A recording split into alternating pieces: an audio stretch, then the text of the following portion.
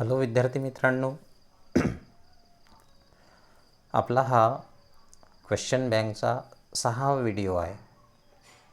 या व्हिडिओचा फायदा तुम्हा सर्वांना नक्कीच होत आहे. तुमच्या कॉमेंट्सवरून मला पण आनंद होते आहे. पण विद्यार्थ्यांच्या काही समस्या आणखी आहे. आता विद्यार्थ्यांची एक समस्या राहिलेली आहे, ती म्हणजे सर तुम्ही जे बोलता ते आमच्याकडून लिहिणं होत नाही आणि म्हणून तुम्ही PDF फाईल तयार करावी, जेणेकरून त्याचा फायदा आम्हाला होईल. विद्यार्थी मित्रांनो, मी PDF बद्दल नंतर बोलेल. जसं आपण मागच्या व्हिडिओजमध्ये प्रत्येक भाग आपण एक्सप्लेन केलेला आहे. तुम्हाला मी त्याचे आन्सर सांगितले आहे. ऑब्जेक्टिव्ज आपण सॉल्व करून घेतले आहे. ग्रामरचा पोर्शन पण आपण पाहिलेला आहे. त्यानंतर पॅसेजेसचे आन्सर्स आपण काढलेले आहे. काही टफ लेवलचे क्वेश्चन्स देखील त्यामध्ये आहे. ओके, आजच्या व्हिडिओमध्ये आपण poetry section, poetry and appreciation हा भाग पाहणार आहोत. अगोदर जसं विद्यार्थ्यांना जे वाटतं की शक्यतोवर आम्हाला लवकरात लवकर सगळ्या प्रश्नाचे उत्तरं मिळावे. ऑफकोर्स तुम्हाला मिळायलाच पाहिजे. तुम्ही पण त्याची तयारी करावी. मी देखील तुम्हाला काही सपोर्ट करतो, जेणेकरून तुम्हाला ते सिम्प्लिफिकेशन होईल. आता बघा, रायटिंग स्किल आणि नॉवेल हे असा भाग आहे की विशेषतः नॉवेल हा तुम्हाला नवीन आहे. नव्हे तर तुम्ही जर क्वेश्चन बँकमधले क्वेश्चन जर नॉवेलवर जर पाहिले असेल तर जवळपास काही क्वेश्चन ते टेक्स्टबुकच्या बाहेरचे पण आलेले आहे. यावर्षी असं करायला नको होतं. पॅन्डेमिक जी स्थिती होती त्यावरून सोपे क्वेश्चन्स आपल्याला पेपरला घ्यायला हवे होते, पण तसं झालं नाही. फॉर एक्झाम्पल बघा, पहिली नॉवेल बघा, टू सर विथ लव. त्यामध्ये एक क्वेश्चन असा पण फॉर्म झालेला आहे की explain the narrator as a silent observer. See, you need to give the specific answer for such a questions, है ना. त्यानंतर लास्ट जे नॉवेल आहे आपल्याला द साइन ऑफ 4, त्यामध्ये पण काही क्वेश्चन्स असे आलेले आहे जे टेक्स्टबुकमध्ये नाही आहे. काही मुलांचं असं म्हणणं आहे की सर आम्हाला मार्केट गाईड्समध्ये पण ते आन्सर सापडून राहिलेले नाही आहे, तर तुम्ही आम्हाला आन्सर्स प्रोव्हाइड करा. I will try my level best to provide you in PDF form. Okay, त्यासाठी तुम्हाला 2-1 दिवस पुन्हा वाट पाहावी लागेल. जसं थर्ड नॉवेलमध्ये जो क्वेश्चन मी तुम्हाला सांगतो की you are a wronged woman and have a justice. See, मॅरीसोबत असलेला डायलॉग आहे. So for such a question again you people need to provide specific answer so that we will get 2 out of 2 marks, right. आता प्रश्न असा आहे की बरेचशा विद्यार्थ्यांचा अभ्यास झालेला असेल, पण तरीही बरेचशा विद्यार्थ्यांचा अभ्यास यावर्षी झालेला नाही आहे. ओके, आणि 3 नॉवेल आहे, त्यावरचे क्वेश्चन्स तयार करणं, हिस्ट्री ऑफ इंग्लिश लिटरेचर त्यावरचे ऑब्जेक्टिव्ज तयार करणं. पण मी इतकं नक्की सांगतो तुम्हाला की जे ऑब्जेक्टिव्ह आपण डिस्कस केलेले आहे किंवा क्वेश्चन बँकमध्ये आलेले आहेत त्यावरच ऑब्जेक्टिव्ह आपल्याला 4 ऑब्जेक्टिव्ह येईल, राईट. म्हणजे 4 मार्क्ससाठी आपल्याला ऑब्जेक्टिव्ह येणार आहे. तर ते कदाचित म्हणजे 90% ऑब्जेक्टिव्ह त्याच क्वेश्चन बँकमधून घेतले जाईल, असं मला तरी खात्रीनं वाटतं. But so far as the questions are concern on novel आणि रायटिंग स्किलवरचे जे क्वेश्चन्स आहे, भरपूर मॉडेल आपल्याला तिथं आलेले आहे. ते सॉल्व करणं त्यामध्ये ह्या टाईम कन्झ्युमिंग जॉब आहे, राईट. सो मी पुरेपूर प्रयत्न करतो आहे 2 दिवसामध्ये तुम्हाला ज्यांना PDF हवी आहेत त्यांना PDF तुमच्यापर्यंत ते पोहोचून जाईल. ओके, चला तर PDF वर मी पुन्हा एक व्हिडिओ तुम्हाला उद्याला पाठवेल, ज्याविषयी मी सविस्तर बोलेल. चला तर आपण आज पोएट्री सेक्शनवर क्वेश्चन सॉल्व करूया. ओके, मी कॅमेरा ऑफ करतो आहे.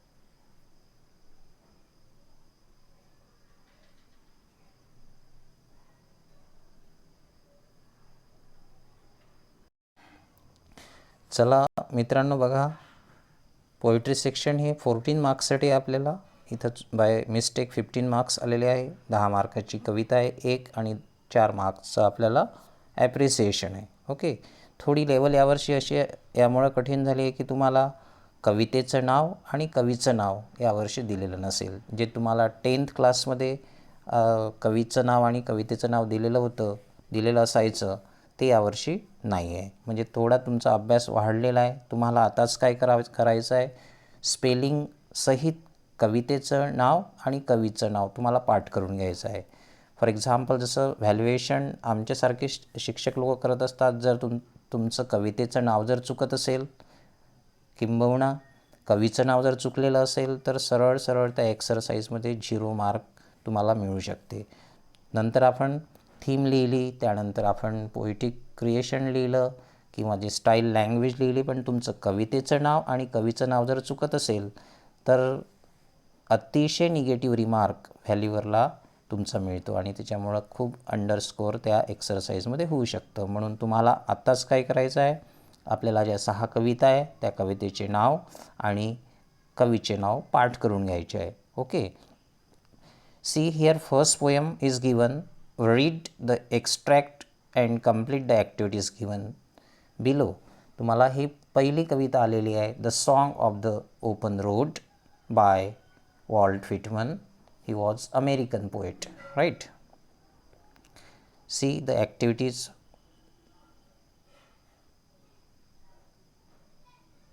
See the A1, pick out 2 lines which describe the phrase good fortune.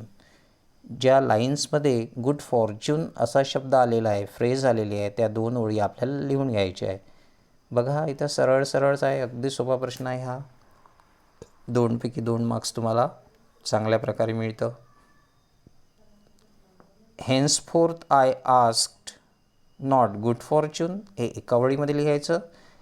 And I myself am good fortune, right. So these 2 lines you have to write there. See the next.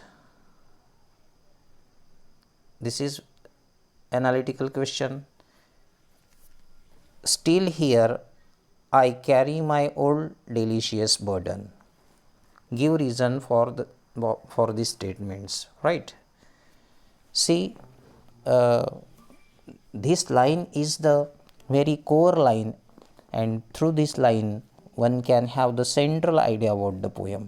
आता याचं उत्तर लिहित असताना तुम्हाला प्रश्न पहिल्यांदा समजून घेणे आहे. Still here I carry my old delicious burden. Burden cannot be delicious. See म्हणजे बर्डन हे डिलिशियस राहत नाही. ओके, इंटरेस्टिंग राहत नाही, चविष्ट राहत नाही. Burden is always frustrative, irritating, right, which gives us trouble. But इथं मेटॅफोरिकल यूज केलेला आहे आणि आपल्याला ते वर्ड एक्सप्लेन करायची आहे, रिझन द्यायचं आहे आपल्याला. Steel here I carry my old delicious burden.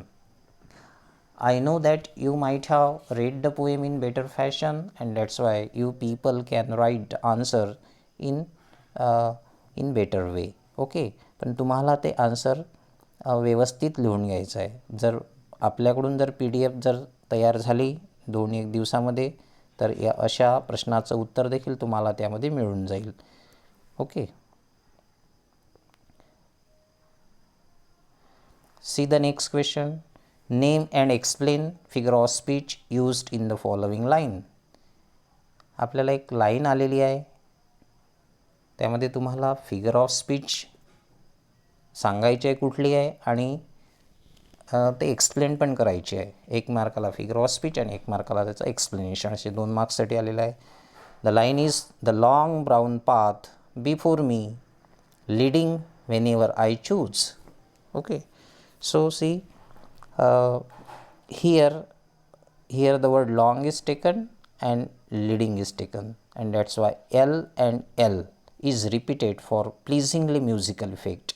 आणि असं जे फीचर असतं ते असतं ॲलिटरेशनचं, right. This is alliteration. Okay, so तुम्हाला फक्त फिगर ऑफ स्पीचचं नाव लिहायचं आहे, ॲलिटरेशन, आणि त्यानंतर त्याचं एक्सप्लेनेशन लिहायचं आहे जे 1 मार्काला आहे, राईट. आता एक्सप्लेनेशन कसं लिहायचं आहे तुम्हाला. What is identity of alliteration, particularly when consonant sound, not vowel sound, consonant sound is repeated for pleasingly musical effect. एक म्युझिकल इफेक्ट निर्माण करण्यासाठी ॲलिटरेशनचा वापर केला जातो. ओके, आता इथं बघा एक्सप्लेनेशन कसं लिहाल तुम्ही, एल एल असल्यामुळं. Here in the given line the consonant sound of the letter L, याला सिंगल इन्व्हर्टेड टाकायचं, is repeated for pleasingly musical effect. अशासारखं तुम्हाला एक्सप्लेनेशन लिहायचं आहे. आता या वळीमध्ये आणखी एखादी फिगर ऑफ स्पीच असू शकते. एका वळीमध्ये 2-3 फिगर ऑफ स्पीचेस पण असू शकतात. ओके, त्यानंतर बघा, express your on views regarding the following line. Here line is given, song of the road open road, आणि हे कवितेचं टायटल पण आहे आणि ते आपल्याला एक्सप्रेस करायचं आहे आपल्या भाषेमध्ये, your own words, right. So song of the open road. Here you need to explain the significance of the title and the meaning. The song, ज्या लोकांनी कविता चांगल्या प्रकारे वाचली त्याचा आन्सर तुम्हाला लिहिता येऊ शकते. Then see A5, compose 4 lines. बघा मित्रांनो, जसं आता हे जे क्वेश्चन्स आहे, जसं सॉन्ग ऑफ ओपन रोड ही लाईन आपल्याला एक्सप्लेन करायला सांगितलं आहे. जसं मी नेहमी विद्यार्थ्यांना सांगत असतो की जे क्वेश्चन्स 2 मार्काला असतात त्याचे आन्सर्स तुम्हाला 4 ते 5 ओळीमध्ये लिहायचे आहे, जेणेकरून आपल्याला आउट ऑफ मार्क्स मिळेल. विथ गुड वर्डिंग, चांगल्या शब्दांचा वापर करून, चांगला स्ट्रक्चरचा वापर करून ते लिहायचे आहे. A5 नवीन एक्सरसाइज हा पण आलेला आहे. Compose 4 lines on journey of life by using rhyming words. पहा, त्यांनी पुन्हा एक अट पण टाकून दिली, तर रायमिंग वर्ड्सचा वापर करून आपल्याला या विषयावर, जर्नी ऑफ लाईफ या विषयावर 4 लाईन्स कंपोज करायचं आहे. आता सगळ्यात महत्त्वाची गोष्ट म्हणजे खूपच चांगल्या आपल्या 4 ओळी पाहिजे असे नाही आहे. मी student is not expected as a poet. त्या 2 मार्क्ससाठी एखादा विद्यार्थी कवी नाही बनू शकत, बरोबर आहे. आणि म्हणून आपण ज्या 4 वळी कंपोज करतो शक्यतोवर त्यामध्ये रायमिंग वर्ड येतील असा प्रयत्न आपल्याला करायला हवा. एक मी फॉर एक्झाम्पल म्हणून तुम्हाला सांगतो आहे, तुम्ही ते नोट डाऊन करून घ्या, लिहून घ्या. व्हिडिओला थोडासा पॉज केला तरी चालेल, राईट. विशेषतः त्यामध्ये रायमिंग वर्ड्स यावर्षी हे अट त्यांनी टाकलेली आहे. सी हिअर, आपला टॉपिक आहे जर्नी ऑफ लाईफ. मी 4 वेळी कंपोज केलेले आहे त्या तुम्हाला सांगतो आहे. जसं do I like journey of life, do I like,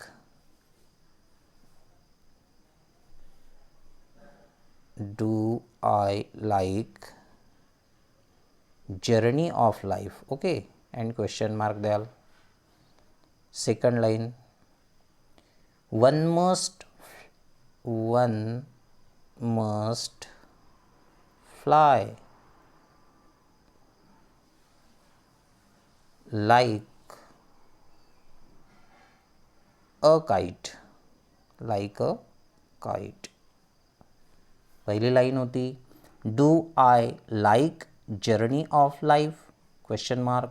दुसरी लाईन आहे one must fly like a kite, right. Third line आहे लाईफ नॉट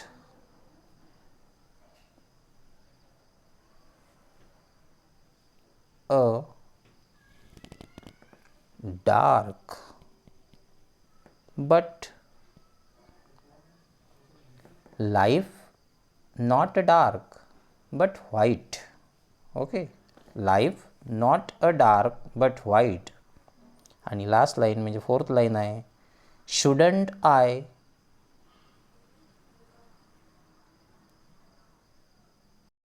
लास्ट लाईन आहे shouldn't I fight, right.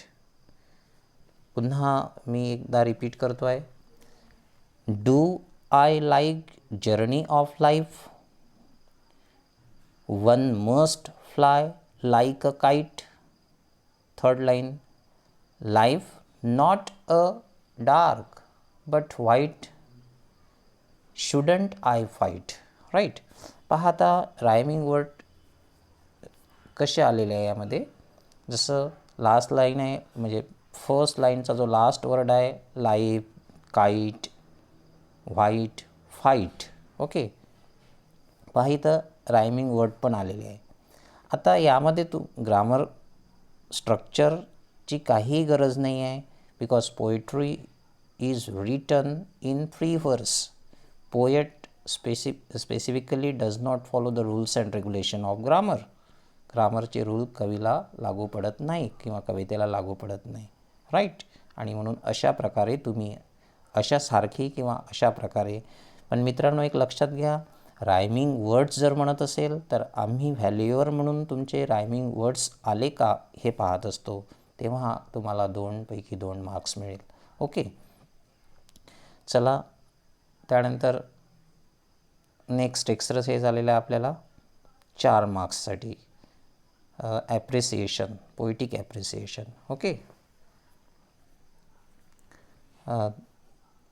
This is a poem by William H Davies. The name of the poem is money, right. आणि तुम्हाला जसं मी सांगितलं की कवीचे नावं आणि कवितेचे नावं स्पेलिंगसहित पाठ करून घ्यायचे. स्पेलिंगमध्ये तुम्ही चुकायला नको, कारण की तुम्हाला हा पहिलाच अनुभव असेल की कवीचं नाव किंवा रायटरचं नाव स्वतः पाठ करून न्यायचं आहे किंवा समजून घ्यायचं आहे.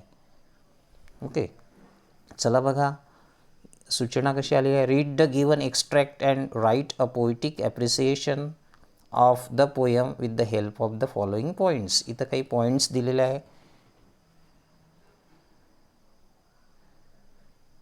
For example about the poet and the title. Okay, आता 10वी आणि 12वीच्या लेवलमध्ये फरक पडलेला आहे, नक्कीच तुम्हाला पण कळलेला असेल. इथे आपल्याला अबाउट द पोएट लिहायचं आहे आणि टायटल लिहायचं आहे. आता पोएटिक ॲप्रिसिएशन हे 2 प्रकारे लिहिल्या जाऊ शकते. एक बघा, गिवन जे पॉईंट आहे त्याला तुम्ही एक्सप्लेन करू शकता. हे पॉईंट्स पुन्हा लिहून तुम्ही त्यासमोर 2-2, 3-3 ओळी लिहू शकता. हा एक वे झाला. आणि दुसरा जो वे आहे तो आहे तुम्ही एसे टाईप पण लिहू शकता, राईट. एसे टाईप जर तुम्ही लिहित असाल तर तुमची लँग्वेज त्यामध्ये चांगली असायला पाहिजे, जेणेकरून एक आपल्याला आउट ऑफ मार्क मिळेल अशासारखी, राईट. सी, तर पहा आता अबाउट द पोएट जर एसे टाईप जर तुम्ही लिहित असाल तर तुम्हाला जे स्ट्रक्चर आहे, जसं मी एखादी ओळ तुम्हाला सांगतो आहे, मणी नावाची कविता आहे ही आणि विल्यम एच डेव्हिसनं लिहिलेली आहे. तर तुम्ही कवितेची सुरुवात किंवा ॲप्रिसिएशनची सुरुवात अशी करू शकता की this beautiful composition, single inverted कॉमध्ये टाकायचं आहे तुम्हाला money. This beautiful composition money is the creation of William H Davies who was Welsh poet and writer. बघा हे एक सुंदर वळ इथं आलेली आहे. अशासारखी किंवा आणखी जर तुम्हाला चांगल्या प्रकारे लिहिता येत असेल तर तुम्ही ते लिहू शकता आणि तुम्हाला पुढे अशा प्रकारे लिखाण करायचं आहे. एखाद पेज लेंथ याला पण लागेल. त्यानंतर आहे द थीम. आता ज्या व्यक्तीनं कविता वाचलेली आहे त्याला थीम पण लिहिता येईल. In this particular poem the poet talks about money, right. Once upon a time he was very rich but he wants to be a poor. Why? Because there is a great reason. When he was rich at that time his friend only looks towards him from money point of view, right. आता याच्यातली central ideal आहे, तुम्हाला मी theme सांगून राहिले म्हणजे explain करून राहिलो आहे. Certain तुम्हाला 3-4 लाईन्स यामध्ये लिहायचे आहे. त्यानंतर आहे language, poetic devices used in the poem. त्यामध्ये तुम्ही फिगर ऑफ स्पीच पण लिहू शकता. पोएटिक डिव्हायसेस म्हणजे जसे प्रसोडी आहे, whether it is written in hexameter, pentameter, tetrameter, म्हणजे मीटर जर येत असेल तुम्हाला तर ते लिहायचं आहे. त्यानंतर स्पेशल फीचर लिहायचं आहे, your opinion about the poem, तुमचं स्वमत, तुमचं स्वतःचं opinion, why do you like this poem or what exactly your opinion about the poem, हे पण आपल्याला एक्सप्लेन करायचं आहे. जर PDF तयार जर झाली तर मी या कवितेचे मॉडेल्स चांगल्या सुंदर भाषेमध्ये आणि तुम्हाला प्रोव्हाइड करू शकतो किंवा करेल. ओके, ज्यांना PDF हवी असेल तर तुम्ही हा व्हिडिओ पाहिल्यानंतर कॉमेंट करायचा येस ऑर नो म्हणून. ओके, त्यानंतर बघा next A3 question 3A, read the given extract and complete the activities given below. Right.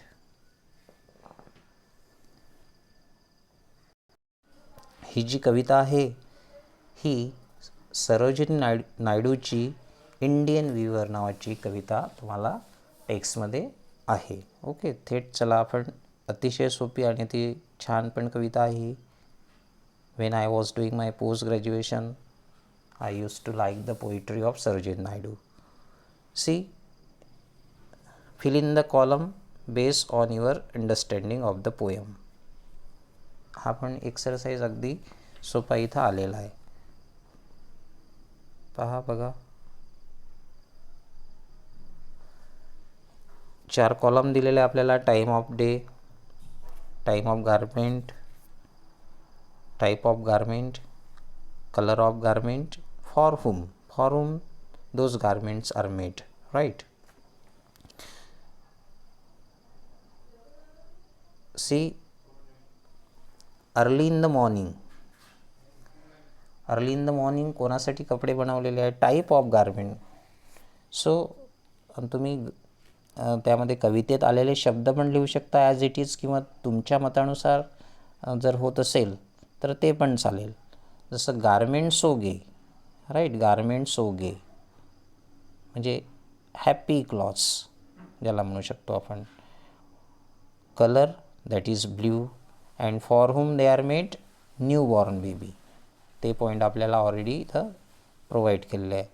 त्यानंतर बघा, टाईप ऑफ गारमेंटमध्ये दिलेला आहे मॅरेज वेल्स ऑफ क्वीन, आणि आपल्याला विचारलं काय त्यांनी, day, time of the day, right. तर तुम्ही कविता वाचन करत असताना तुम्हाला सरळ तिथं पॉईंट आहे, at fall of a day. At fall of a day, this is a phrase in English which means evening, right. इथं तुम्हाला लिहायचं आहे at fall of a night. त्यानंतर आहे marriage bells of queen, colour of garment, right, which is already given, purple and green. For whom those clothes are made, for queen.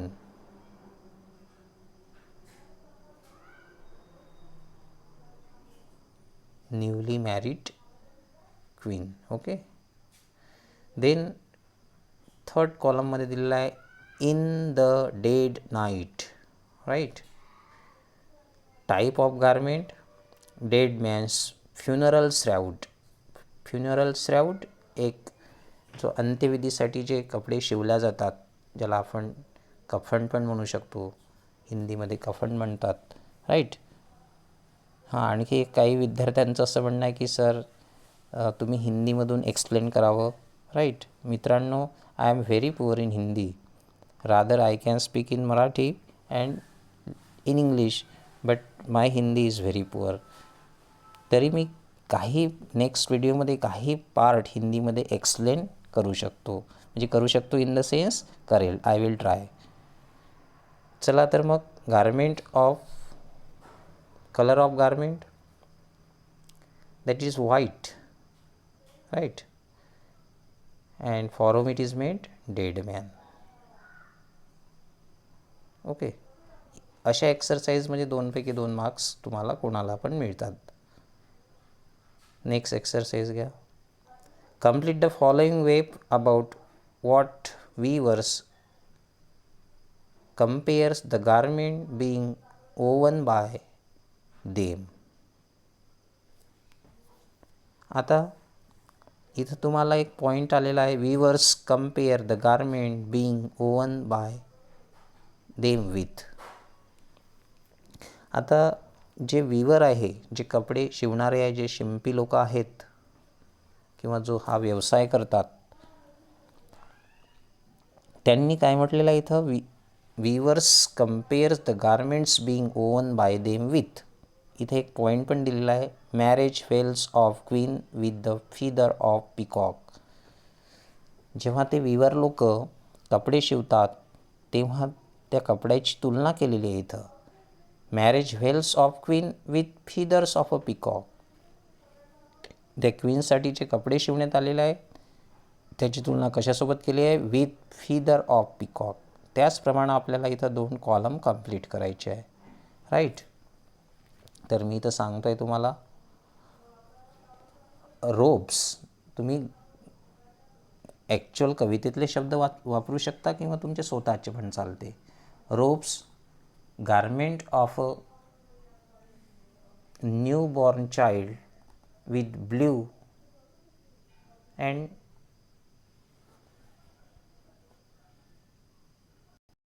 तर तुम्हाला लिहायचं आहे इथं मित्रांनो, रोब्स या पॉईंटमध्ये, robes or garment of new born child with blue wings of halcyon wild. सहज तुम्हाला या प्रश्नाचं उत्तर एक्स्ट्रॅक्टमधून मिळतं, फक्त थोडंसं तुम्हाला ते सरळ वगैरे करावं लागतं, राईट. आणि 1-2 पॉईंटच आलेले आहे फक्त आपल्याला इथे, आणि तुम्ही या पॉईंटमध्ये लिहू शकता, dead man's funeral shroud with a feather and white cloud. Okay, चला. त्यानंतर A3 ॲक्टिव्हिटी आपल्याला आलेली आहे, describe in your own words the steps or measures that you would like to take to solve problems of weavers, right. One need to suggest some measures, some solution by which the problems of the weavers would be solved. तर तुम्हाला अशा प्रश्नाचे उत्तर, जसं मी नेहमी सांगतो, तुम्हाला 4 ते 5 ओळीमध्ये लिहायचे आहे. सो अशा प्रश्नाचे उत्तर लिहित असताना you need to write such a question in good language. Okay, see I would like to tell you some of the measures so that the problem of the weavers would be solved. काय लिहायचं आहे, जसं मी सुरुवात अशी असू शकते, according to me the profession of weaving is traditional, but all these people are unorganized, right. Recently in corona time also they are in bad condition, so government should provide some fund to them. When people go to buy the clothes from them, people give less money, and that's why they have to sell in low prices. But being a human, one should know that it is a very hard-working profession and everybody should understand their hard work, right. अशासारखं तुम्हाला ते चांगल्या भाषेमध्ये लिहू शकता. Anyway, चला next पहा. अगदी सोपा प्रश्न आलेला आहे इथं 2 मार्क्सला, नाही तर इतका सोपा प्रश्न कधी येत नाही. त्यांनी काय म्हटलेलं आहे, the rhyming scheme in the first stanza is ABAB. Okay, find rhyme scheme in the second and third stanza and also write down the rhyming pair of the words of the second and third stanza from the given extract. अगदी हा सोपा प्रश्न दिलेला आहे. पहा, second आणि third स्टांजाची rhyming scheme पण तीच आहे, ए बी बी, राईट. सेकंडची पण तीच आहे, थर्डची पण तीच आहे आणि फर्स्टची पण तीच आहे रायमिंग स्कीम. ओके. त्यानंतर जे रायमिंग वर्ड्स आलेले आहे ते तुम्ही सहज शोधून सांगू शकता. चला मी पुढे चालतो आहे. रायमिंग वर्ड्स पण घ्या. जसे night bright, green queen, steel chill, cloud shroud, right. अशा प्रकारे 2पैकी 2 मार्क आपल्याला सहज मिळतं. पुन्हा आपल्याला इथे compose 4 lines on importance of clothes आलेली आहे.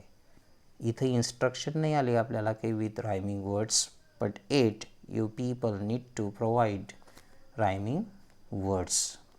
जसं एक मी 4 लाईन्स कंपोज केलेले आहे, तुम्ही पण केलेल्या असेलच. मी तुम्हाला त्या वाचून दाखवतो आहे. ओके. पहा, तर मी ज्या 4 ओळी कंपोज केलेल्या आहेत त्या मी तुम्हाला वाचून सांगतो आहे. Okay. See, clothes shows man's personality. शेवटला शब्द आहे पर्सनॅलिटी. सेकंड लाईन आहे different attire, different professions. Okay. Third line आहे attire makes man's identity. And last line आहे wearing new clothes they do celebration. आता असं का घेतलेलं आहे इथं? जसं रायमिंग वर्ड मेंटेन करण्याचा प्रयत्न केलेला आहे मी. बघा, पहिल्या वळीमध्ये शब्द आहे पर्सनॅलिटी, दुसऱ्या वळीमध्ये शब्द आलेला आहे प्रोफेशन, तिसऱ्या लाईनमध्ये आलेला आहे आयडेंटिटी आणि चौथ्या लाईनमध्ये आलेला आहे सेलिब्रेशन. म्हणजे personality, identity, profession, celebration. Okay. In this way we can maintain also the rhyming words, right. चला, पुन्हा एक कविता आलेली आहे, ही मी तुम्हाला आता नेक्स्ट व्हिडिओमध्ये एक्सप्लेन करेल. ओके. So thank you.